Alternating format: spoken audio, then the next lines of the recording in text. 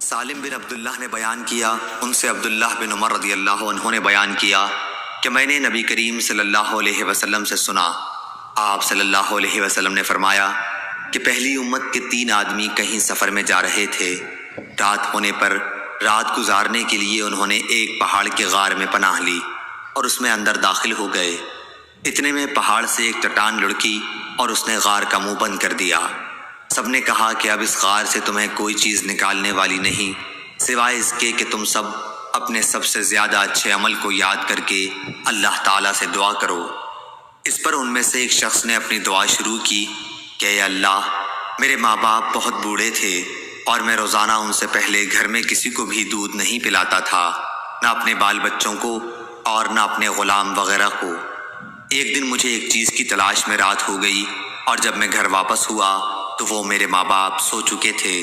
پھر میں نے ان کے لیے شام کا دودھ نکالا، جب ان کے پاس لایا تو وہ سوئے ہوئے تھے۔ مجھے یہ بات ہرگز اچھی معلوم نہیں ہوئی کہ ان سے پہلے اپنے بال بچوں یا اپنے کسی غلام کو دودھ پلاؤں، اس لیے میں ان کے سرہانے کھڑا رہا۔ دودھ کا پیالہ میرے ہاتھ میں تھا اور میں ان کے جاگنے کا انتظار کر رہا تھا، یہاں تک کہ صبح ہو گئی۔ اب میرے ماں باپ جاگے اور انہوں نے اپنا شام کا دودھ اس وقت پیا۔ اے اللہ، اگر میں نے یہ کام محض تیری رضا حاصل کرنے کے لیے کیا تھا تو اس چٹان کی آفت کو ہم سے ہٹا دے۔ اس دعا کے نتیجے میں وہ غار تھوڑا سا کھل گیا، مگر نکلنا اب بھی ممکن نہ تھا۔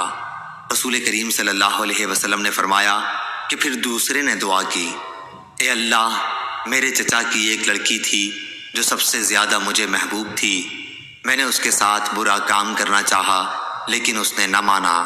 اسی زمانے میں 1 سال قحط پڑا تو وہ میرے پاس آئی، میں نے اسے 120 دینار اس شرط پر دیے کہ وہ خلوت میں مجھ سے برا کام کرائے، چنانچہ وہ راضی ہو گئی۔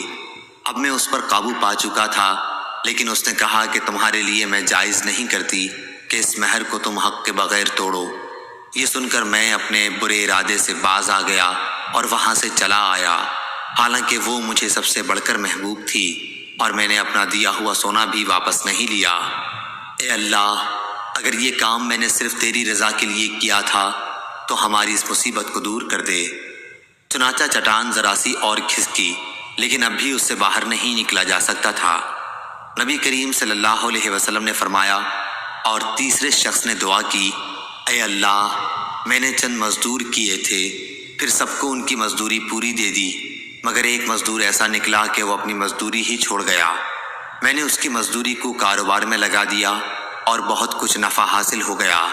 پھر کچھ دنوں کے بعد وہی مزدور میرے پاس آیا اور کہنے لگا، اللہ کے بندے، مجھے میری مزدوری دے دے۔ میں نے کہا، یہ جو کچھ تو دیکھ رہا ہے، اونٹ، گائے، بکری اور غلام، یہ سب تمہاری مزدوری ہی ہے۔ وہ کہنے لگا، اللہ کے بندے، مجھ سے مذاق نہ کر۔ میں نے کہا، میں مذاق نہیں کرتا۔ چنانچہ اس شخص نے سب کچھ لیا اور اپنے ساتھ لے گیا، ایک چیز بھی اس میں سے باقی نہیں چھوڑی۔ تو اے اللہ، اگر میں نے یہ سب کچھ تیری رضامندی حاصل کرنے کے لیے کیا تھا تو ہماری اس مصیبت کو دور کر دے۔ چنانچہ وہ چٹان ہٹ گئی اور وہ سب باہر نکل کر چلے گئے۔ صحیح بخاری، حدیث نمبر 2272۔